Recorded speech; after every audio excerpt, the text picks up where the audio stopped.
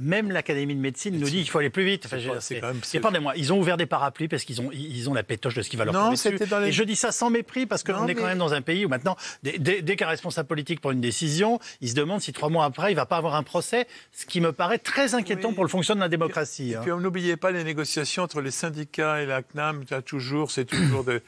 c'est eux qui ont rajouté je suis désolé, c'est les syndicats de quoi? De médecins qui ont rajouté la consultation préalable. Vous savez comment nous appellent les autres pays, les médecins des autres pays? Ils disent que la France, c'est l'Absurdistan. Ça veut bien dire ce qu'ils pensent de notre façon de vacciner.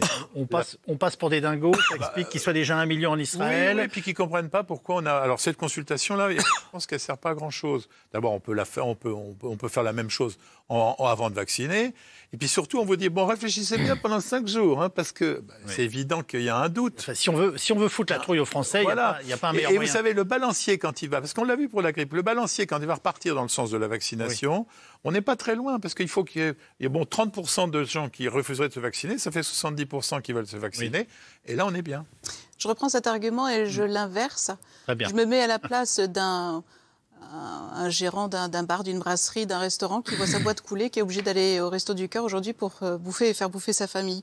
Dans quelle mesure est-ce que lui aussi ne pourrait pas porter plainte en disant il y avait un traitement, on aurait pu sortir de cette crise, mais vous n'avez rien fait et vous avez mis une lourdeur administrative telle que aujourd'hui, moi, je suis dans une situation qui est irréversible.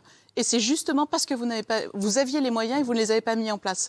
Il faut aussi, c'est un argument que j'utilise beaucoup dans ma petite pharmacie, mais qui touche les gens. Il y a des gens aujourd'hui qui sont dans des situations de précarité totale à cause de ce virus. Et quand on se vaccine, on participe à cet effort collectif pour eux aussi et les sortir de là. On connaît tous quelqu'un qui a été licencié, dont la situation est difficile. Il faut penser à lui quand on se vaccine. Donc cette lourdeur administrative ne va pas dans le sens de la sortie de cette précarité et de ces drames familiaux et humains.